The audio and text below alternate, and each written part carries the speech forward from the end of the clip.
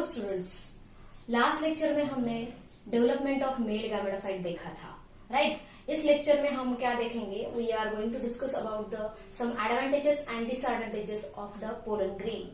Advantages में हम pollen product देखेंगे मेनली, और डिसएडवांटेजेस में मेनली हम फोकस करेंगे पोलन एलर्जी के बारे में।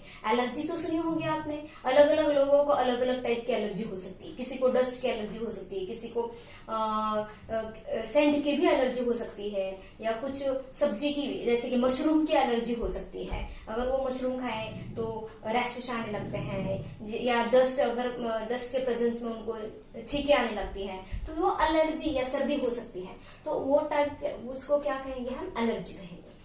तो वो हम बाद में देखेंगे। उसके बाद हम ये एलर्जी, पोलन एलर्जी होने के बाद हम थोड़ा सा फोकस करेंगे डेहिसेंस ऑफ एंथर। एंथर कैसे टूटता है वो हम देखेंगे।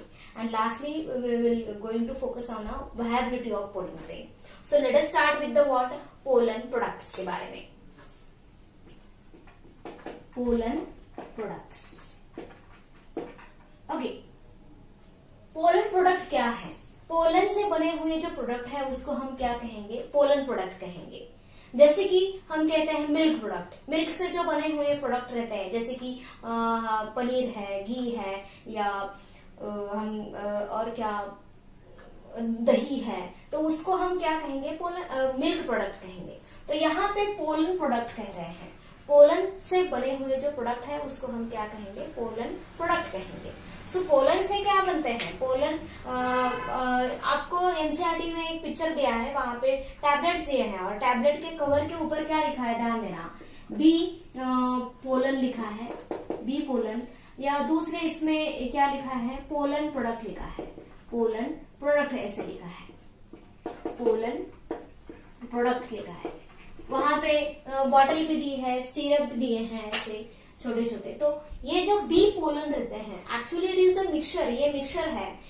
वहां पे स्पेसिफिक प्लांट के पोलन ग्रेन, और सलाइवा रहता है बी का, और उसके बाद नेक्टर भी रहता है, या हनी भी हो सकता है। उस सबका मिक्सचर बनके क्या बनेगा? बी पोलन या पोलन प्रोडक्ट कह सकते हैं। सो इसका यूज क्या है? What is the advantages of pollen? Pollen grain का क्या एडवांटेजेस है? एक्चुअली पोलन ग्रेन्स जो रहते हैं, pollen grain of many plants, they are rich in the nutrients ज्यादा रहते हैं उसके।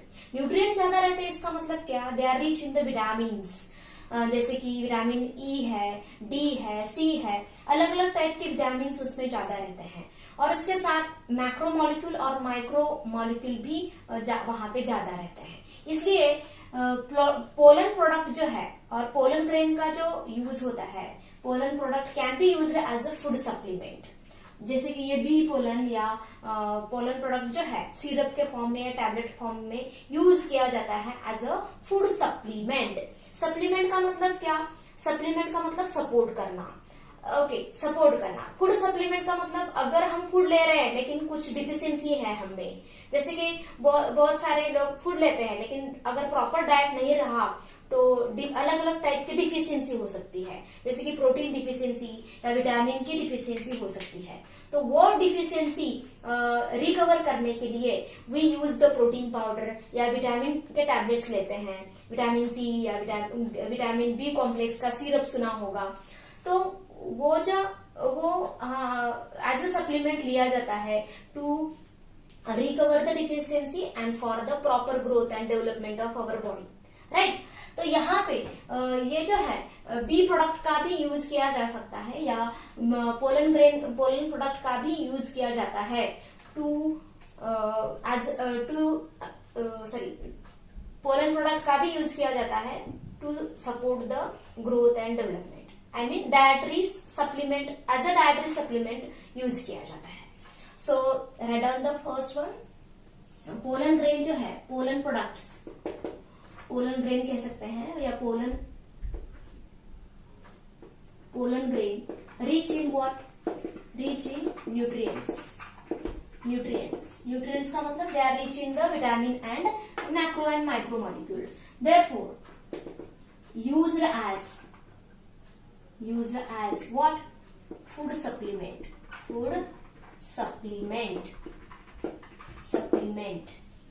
And it is more popular in the western country. हमारे इधर थोड़ा सा कम बहुत ही कम लोग यूज करते हैं, लेकिन ज्यादातर ये फैशन ही हो गया कि वेस्टर्न कंट्री में पोलन प्रोडक्ट का यूज करना as a food supplement in what western countries. और पॉपुलर इन व्हाट, मैं यहाँ पे लिख रही हूँ popular in western country, western countries में ये ज्यादा पॉपुलर है। किसको यूज करना, पोलन प्रोडक्ट या पोलन ग्रेन को यूज करना एज अ फूड सप्लीमेंट। उसके बाद दे कैन बी अवेलेबल, किस फॉर्म में हम इसको यूज करते हैं पोलन प्रोडक्ट को। Pollen product are available in the form of tablets and syrup के फॉर्म में अवेलेबल रहते हैं। They are available, pollen products are, pollen products available in tablets and syrup form में अवेलेबल है। उसके बाद यहाँ पे ये भी है, जो स्पोर्ट्समैन रहते हैं they can also use the pollen product, bee product या बी पोलन या पोलन प्रोडक्ट को यूज करते हैं to increase their performance. Runner जो रनिंग करते हैं, रनर्स, उनका स्पीड फास्ट होने के लिए इनको क्या पोलन प्रोडक्ट का यूज किया जाता है। या जो हॉर्सेस रहते हैं, रेस के जो हॉर्सेस रहते हैं, उनको भी दिया जाता है टू इंक्रीज देयर परफॉर्मेंस। सो यहाँ पे मैं फिर से लिख रही हूँ, पोलन प्रोडक्ट जो है, पोलन प्रोडक्ट्स आर यूज्ड और गिवन टू बोल सकते हैं एथलेट्स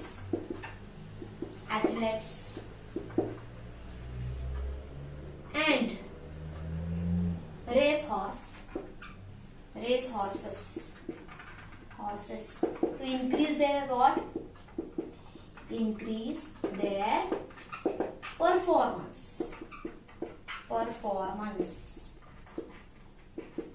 ओके, ये आपको याद रखना है। ऐसा क्लियर हो चुका है, डिक्लेयर हो चुका है या क्लेम हो चुका है कि एथलेट्स और रेस हॉर्सेस को अगर हमने पोलन प्रोडक्ट दिया तो उनका परफॉर्मेंस बढ़ जाता है। उसके बाद और एक यहाँ पे ये हो गया पोलन प्रोडक्ट का use. This is the one kind of advantages of pollen grain. दूसरा advantages second type of advantages of a pollen grain का दूसरा एडवांटेजेस क्या है? As we know that pollen grains are found in good condition in the fossils. Fossil में अच्छे condition में pollen grain पाए जाते हैं। ऐसा क्यों? क्योंकि फॉसिल में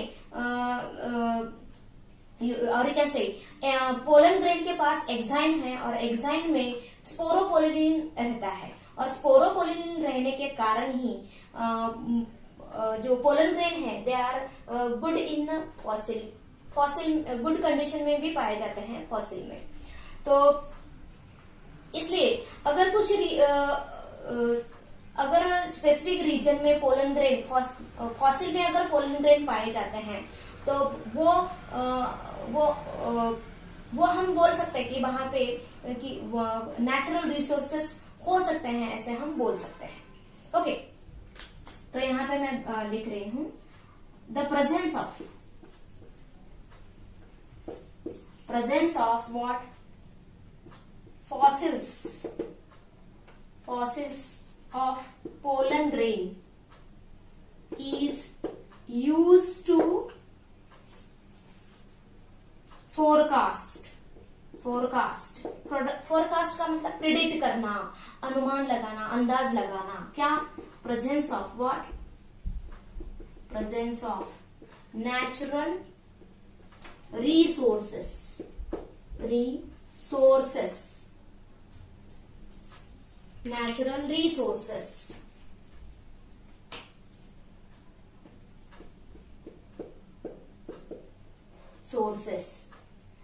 such as what? Such as petroleum and coals etc.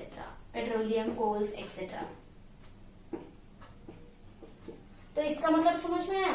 अगर किसी रीजन में फॉसिल में अगर पोलन ग्रेन प्रेजेंट है तो हम वहां पे गेस कर सकते हैं कि उस रीजन में क्या आपको चांसेस है कोल या पेट्रोलियम मिलने के चांसेस है, तो उसको हम क्या कहेंगे, फोरकास्ट।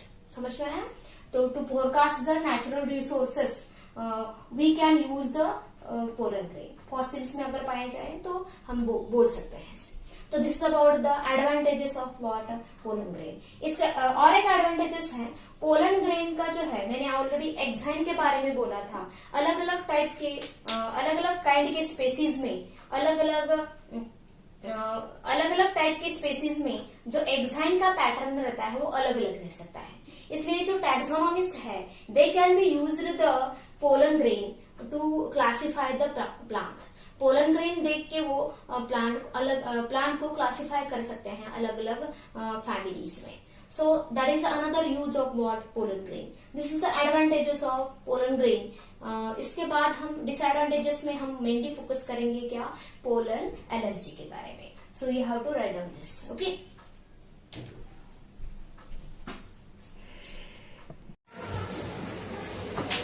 सो पोलन एलर्जी, ओके। अभी मैंने बोला आपको कि अलग अलग जो लोग हैं उनको अलग अलग तरह के एलर्जी हो सकती है। किसी को डस्ट की रहती है या किसी को अलग अलग टाइप के केमिकल्स की हो सकती है। तो एलर्जी यहाँ पे हम पोलन एलर्जी के बारे में देख रहे हैं। तो पोलन की वजह से कैसे एलर्जी हो सकती है, okay.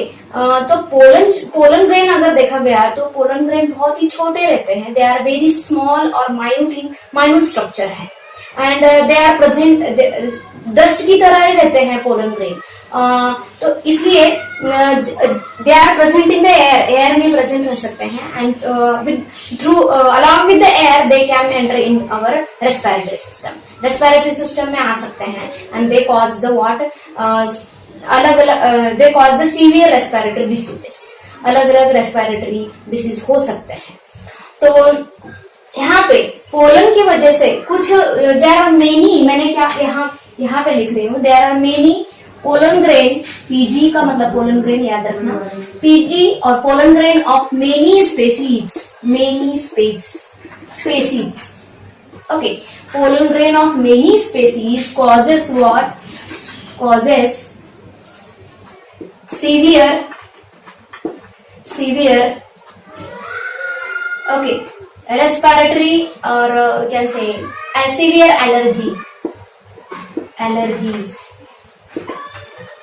Okay. Severe allergy cause कर सकते हैं। सीवियर का मतलब थोड़ा डेंजरस एलर्जी हो सकती है, okay. Pollen grain to some people, you can say some people, not all people हम कह सकते हैं, सम पीपल में ये हो सकता है, okay. They causes the what, bronchial afflictions, severe allergies and यहाँ पे लिख सकते हैं हम bronchial afflictions। ये वर्ड में आपको एनसीईआरटी में दिया है। एफ्लिक्शंस का मतलब पेन होना, इन्फ्लेमेशन होना। वहां पे ब्रोंकिया का मतलब समझ सकते हो, ब्रोंकिया क्या है? तो आपने लंग्स का स्ट्रक्चर देखा होगा, वहां पे ब्रोंकिया आपने देखा होगा। तो वहां ब्रोंकिया का इन्फ्लेमेशन होने के कारण रेस्पिरेटरी ब्रीदिंग करने के लिए क्या तकलीफ हो सकती है and that may lead into the what, chronic respiratory diseases, जैसे कि अस्थमा है या ब्रोंकाइटिस है, वैसे डिसीज हो सकते हैं। तो यहाँ पे that results into what, that results into chronic respiratory diseases,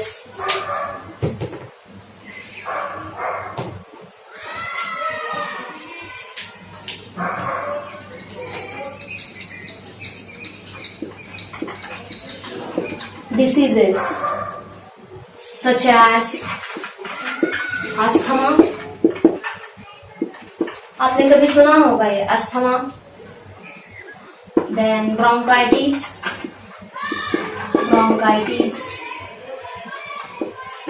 okay. ये इन दोनों डिसीज में क्या ब्रोंकाई जो रहता है, लंग्स के जो ब्रोंकाई रहते हैं, दे आर गेट इन्फ्लेमेशन हो सकता है और उसकी वजह से जो है एयर वेग का जो पाथवे रहता है वो छोटा रिड्यूस होता है, और उसकी वजह से there is a shortness in the breath में शॉर्टनेस होना, या सांस लेने में तकलीफ होना, इस तरह क्या और ब्रोंकाइटिस में कब भी होना, ऐसे कुछ प्रॉब्लम्स वहां पे हो सकते हैं. So this is about the water pollen allergy. अभी यहाँ पे एग्जाम्पल आपको एक दिया है, एक प्लांट का नाम parthenium. Parthenium is the plant, इसको और एक नाम है, it is also called as a carrot grass. Carrot grass. Okay, carrot grass. So इसको कॉमनली हम कांग्रेस ग्रास भी कहा जाता है. It is also called as a what, Congress grass. Congress grass. तो कांग्रेस प्लांट का नाम, या आपने कांग्रेस प्लांट भी देखा होगा बहुत जगह पे. I mean it is the common India में पाया जाता है कांग्रेस ग्रास. उसकी जो पोलन ग्रेन है दैट कॉजेज द एलर्जी, वो बहुत एलर्जी कॉज करते हैं. ये जो पार्थेनियम है या कैरोट ग्रास या कांग्रेस ग्रास जो है, okay, it is ubiquitous in India और यूबिक्विटस इन ऑकरेंस. यूबिक्विटस का मतलब presence everywhere. It is what, ubiquitous in occurrence.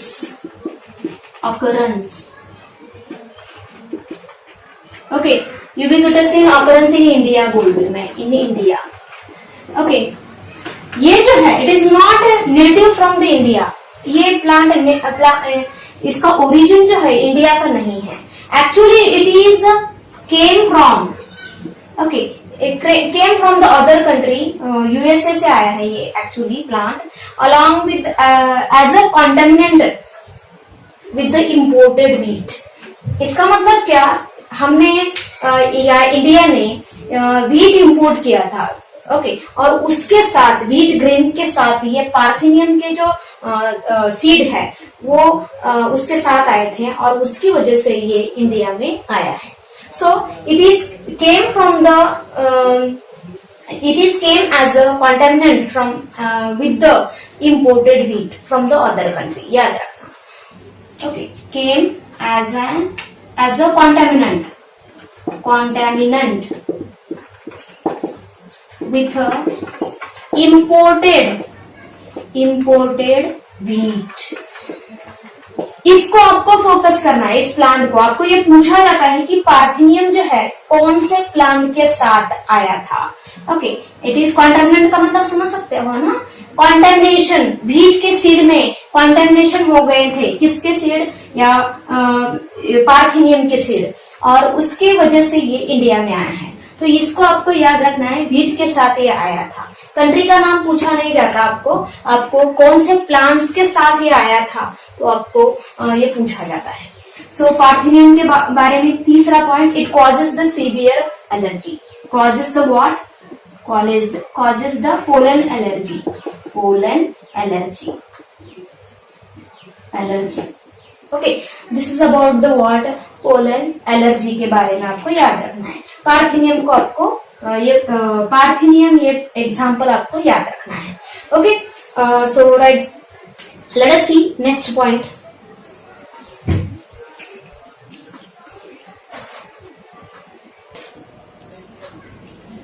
सो अभी हम देखेंगे next bit, that is the dehiscence of anther. Dehiscence of anther का इसका मतलब, डेहिसेंस का मतलब क्या, ब्रेक होना. क्या ब्रेक होना, एंथर. अभी एंथर जब ब्रेक होता है तब क्या रिलीज होगा, डेफिनेटली एंथर में क्या तैयार हो चुके हैं, पोलन ग्रेन तैयार हो चुके हैं. तो to release the pollen grain the anther should be break. Anther क्या होना चाहिए, ब्रेक होना चाहिए, और उसी को हम क्या कहते हैं, डेहिसेंस ऑफ एंथर. एंथर कब ब्रेक होगा, ऑफकोर्स एंथर तो यंग कंडीशन में तो ब्रेक नहीं होगा. Anther whenever the anther is get matured and dry, याद रखना, जब एंथर मैच्योर होता है और ड्राई होता है, then there is a dehiscence of anther takes place. Okay, so यहाँ पे मैंने डायग्राम दिखा दी है कि यंग एंथर का ऑलरेडी हमने डिस्कस किया था कि यंग एंथर कैसे दिखता है, वहां पे वॉल कैसे है, क्या क्या स्ट्रक्चर है वो हमने ऑलरेडी डिस्कस किया है। अभी एनसीईआरटी में पेज नंबर 22 के ऊपर यंग एंथर की भी डायग्राम दी है और डेइसन्स एंथर की भी डायग्राम दी है। तो ये किस तरह डायग्राम दिया है, मैच्योर डेइसन्स एंथर की डायग्राम दी है। ओके, सो आपको उसको ध्यान देना है, डायग्राम बेस्ड क्वेश्चंस पूछे जाते हैं तो आपको थोड़ा सा ध्यान देना है। तो यहाँ पे मैं बोल रही थी कि एंथर क्यों डेइसन्स होना चाहिए और कब होता है। ओके, तो एंथर मैच्योर और ड्राई होने के बाद एंथर क्या होता है, डेइसन्स होता है या ब्रेक होता है। उसके बाद मैंने अभी बोला मैच्योर होने के बाद। ओके, मैच्योर होने के बाद जैसे जैसे यंग एंथर मैच्योर होने लगता है, during the maturation of anther there is a changes takes place in the walls of anther. Anther के वॉल में चेंजेस होते हैं एज वेल एज स्पोरेंजियम में या माइक्रोस्पोरेंजियम में भी चेंजेस होने लगते हैं। स्पोरोजिनस जो टिश्यू रहता है they get differentiated into PMC and that PMC undergoes microsporogenesis. Microspore तैयार होते हैं, पहले टेट्राड तैयार होता है, बाद में वही माइक्रोस्पोर सेपरेट होते हैं, स्पोरोपोलिन की कोटिंग तैयार होती है और वही अभी वो क्या माइक्रोस्पोर से मेल गैमेटोफाइट तैयार होता है और 3 सेल स्टेज या 2 सेल स्टेज पोलन ग्रेन की तैयार होती है। मोस्ट केसेस में 2 सेल स्टेज पोलन ग्रेन तैयार होते हैं in the pollen sac before the dehiscence of anther और break down of anther and in 40% cases में 3 सेल स्टेज तैयार होती है पोलन ग्रेन की या मेल गैमेटोफाइट की हम कह सकते हैं। तो ऑलरेडी ये हमने पॉइंट डिस्कस किया था। अभी मैं यहाँ पे आपको फोकस करने वाली हूँ कि डेइसन्स ऑफ एंथर कैसे होता है। Okay, so dehiscence of anther का मतलब क्या, when anther get mature, anther is matured and dry, ये आपको याद रखना, dry, matured and dry, it get break. Yeah, when anther matured and dry, it get break or broken.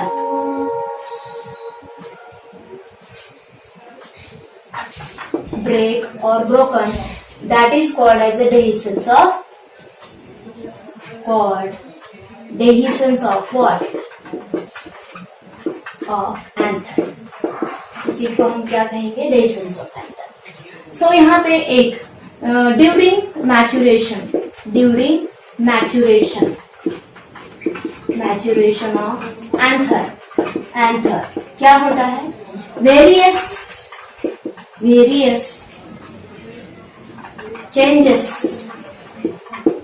Takes place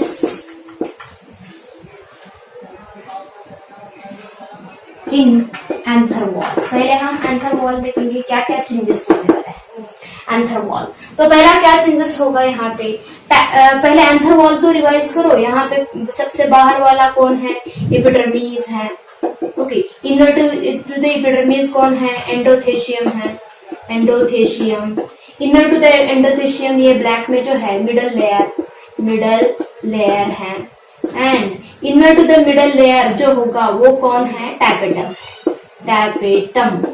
okay, अभी ये red वाला जो है tapetum and inner to the tapetum वहां पे जो स्पेस है या चेम्बर जो है उसको क्या कहा जाता है, microsporangium and at the centre of microsporangium वहां पे कौन है, स्पोरोजिनस टिश्यू है। तो this is the one microsporangium, ये जो स्पेस है उसको क्या कहा जाता है, microsporangium and at the centre ये जो है उसको क्या कहा जाता है, स्पोरोजिनस टिश्यू। ये ऑलरेडी हमने देखा था। ओके, अभी whenever this young anther is gate mature तो क्या क्या होगा। ओके, तो पहले मिडल लेयर जो है वो डीजेनरेट होता है। डीजेनरेट का मतलब डिस्ट्रॉय होने लगता है। मिडल लेयर का जो काम है क्या करना, इसका क्या काम है, it protect the of course protection, और उसका और एक काम है, it store the food. Protection तो देता ही है और फूड स्टोर भी करता है। कौन, फूड स्टोरेज का काम किसका है, मिडिल लेयर। और जैसे जैसे माइक्रोस्पोरेंजियम में माइक्रोस्पोर मदर सेल तैयार होते हैं, तो माइक्रोस्पोर मदर सेल को नरिश करने के लिए या माइक्रोस्पोर मदर सेल को ग्रो होने के लिए जो फूड है वो कहाँ से लिया जाता है?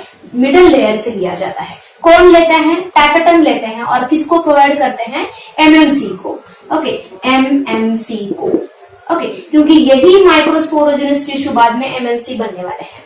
तो फूड जैसे ही इससे फूड लिया जाता है, ओके, इसका मतलब क्या? माइक्रोस्पोरेंजियम में जैसे एमएमसी तैयार होते हैं वैसे ही ये क्या मिडल लेयर डीजनरेट होता है। ओके, तो फर्स्टली कौन डीजनरेट होता है? Firstly middle layer degenerate. Middle layer क्या होता है? डीजनरेट होता है। डीजनरेट, ये पहला वॉल जो है डीजनरेट हो गया, आई मीन पहला लेयर जो है डीजनरेट हो गया। दूसरा, उसके बाद आफ्टर दैट कौन डीजनरेट होता है? टैपेटम। टैपेटम डीजनरेट होता है। जनरेट। ओके, कब डीजनरेट होता है टैपेटम? जैसे कि माइक्रोस्पोरेंजियम से माइक्रोस्पोर मदर सेल से माइक्रोस्पोर तैयार होते हैं। माइक्रोस्पोर टेट्राड, उसके बाद माइक्रोस्पोर सेपरेट होते हैं। टेट्राड से 4 माइक्रोस्पोर सेपरेट जब होते हैं, during the same time tapetum क्या करता है? डीजनरेट होता है। समझ में आया? आफ्टर दैट आपको खाली सीक्वेंस याद रखना है। पहले मिडल लेयर डीजनरेट होगा, उसके बाद टैपेटम डीजनरेट होता है। मैं ब्रैकेट में यहाँ पे लिख रही हूँ आफ्टर। कब? After formation of microspore in a pollen sac, और you can say in a microsporangium. ये याद रखना। ओके, तो ये चेंजेस हो गए। तो जब भी मैंने क्या कहा यहाँ पे, मैचुरेशन होते वक्त ये दो तो लेयर चले गए, 2 लेयर डीजनरेट हो गए। तो therefore you can say in matured anther में वॉल जो है, एंथर वॉल कितने लेयर से बनी होगी? ऑफ कोर्स 2 ही लेयर रह गए। कौन से लेयर रह गए? That is the epidermis and endothecium. तो इन द आपको ये पूछा जाता है यंग एंथर में कितने वॉल हैं और मैच्योर्ड एंथर में यंग एंथर के वॉल में कितने लेयर हैं एंड मैच्योर्ड एंथर के वॉल में कितने लेयर हैं। यंग एंथर में जो एंथर वॉल है that is consist of 4 layer and in the mature anther wall is consist of 2 layer. Therefore, anther wall consists of how many layer? Consists of 2 layer. 2 layers. कौन से layers हैं वो? Layers. That is epidermis and दूसरा है क्या? endothelium. तो ये याद रखना है। उसके बाद अभी क्या होता है ध्यान देना, और एक चीज यहाँ पे मैचुरेशन के दौरान या डेhiscence के पहले होती है। Okay, these are the two sac. ये 2 माइक्रोस्पोरेंजियम है और बाद में वही माइक्रोस्पोरेंजियम जो है that are later set to be what और later become in pollen sac. Young anther में जो स्पेस है या जो चैम्बर है, एक लोब में कितने चैम्बर हैं? This the one lobe. इसको क्या कहा जाता है? लोब। एक लोब में कितने चैम्बर दिख रहे हैं? 2 what? Microsporangium. 2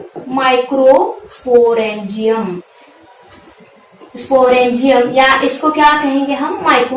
pollen sac. That microsporangium and वही माइक्रोस्पोरेंजियम क्या होने वाले हैं? That become a what? Pollen sac. उसी को हम ऑफकोर्स उस चेम्बर में ही पोलन ग्रेन तैयार हो रहे हैं, इसलिए उस चेम्बर को हम क्या कहने वाले हैं? पोलन सैक कहने वाले हैं। तो यंग एंथर में कितने पोलन सैक हैं? एक लोब में 2 पोलन सैक, इसलिए ओवरऑल एंथर में कितने? 4 pollen sac. Okay, young anther में 4 पोलन सैक रहेंगे या माइक्रोस्पोरेंजियम 4 माइक्रोस्पोरेंजियम रहेंगे।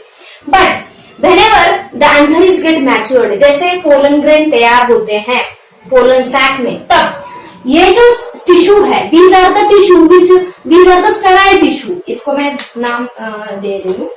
These are the sterile tissue, ये जो रीजन है these are the what, sterile tissue है, which separate the what, two pollen sac, दो पोलन सैक सेपरेट करते हैं ये स्टेराइल टिश्यू।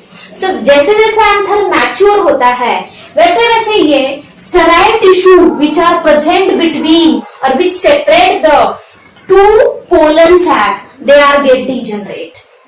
इसका मतलब समझ रहे हो, ये स्टेराइल टिश्यू भी क्या डीजनरेट होते हैं, डिस्ट्रॉय होते हैं। तो डेफिनेटली ये पोलन चेम्बर, ये जो दो स्पेस है, ओके, ये चेम्बर है, इसके बीच में जो टिश्यू है वो अगर चले गए तो ये क्या दो मर्ज हो जाएंगे, दो मर्ज हो जाए।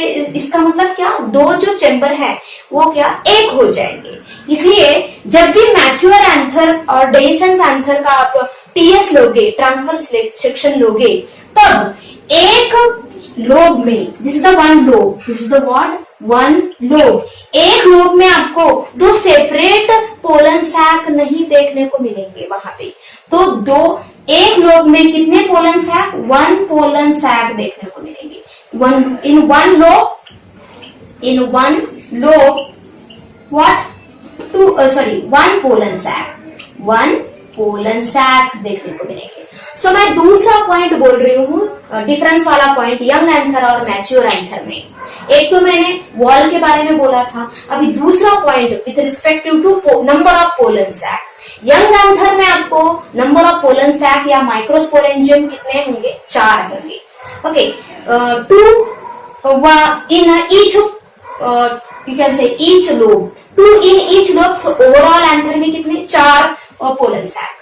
बट इन मैच्योर एंथर में क्या, एक लोब में एक सैक, ये दो मर्ज हो गए ना तो एक ही सैक होगी, इसलिए ओवरऑल एंथर में कितने, 2 ही सैक होंगे पर लोब।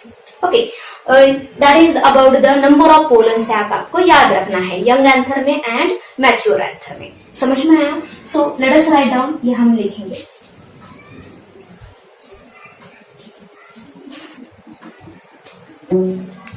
सो यहाँ पे मैं लिख रही हूँ in matured anther, fully matured anther, or you can say after formation of pollen grain, matured anther,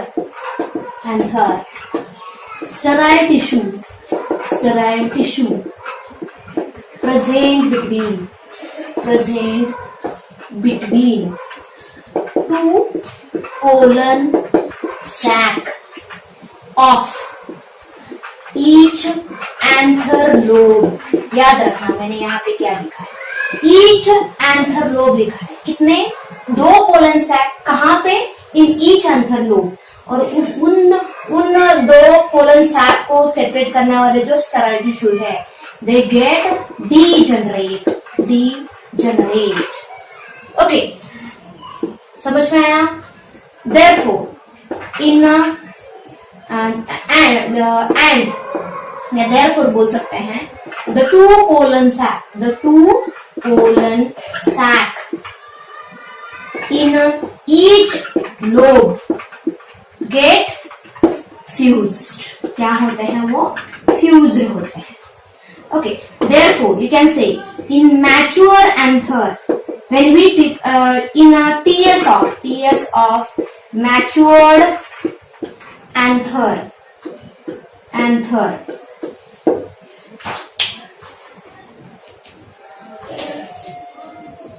in TS of matured anther, only 2 pollen sac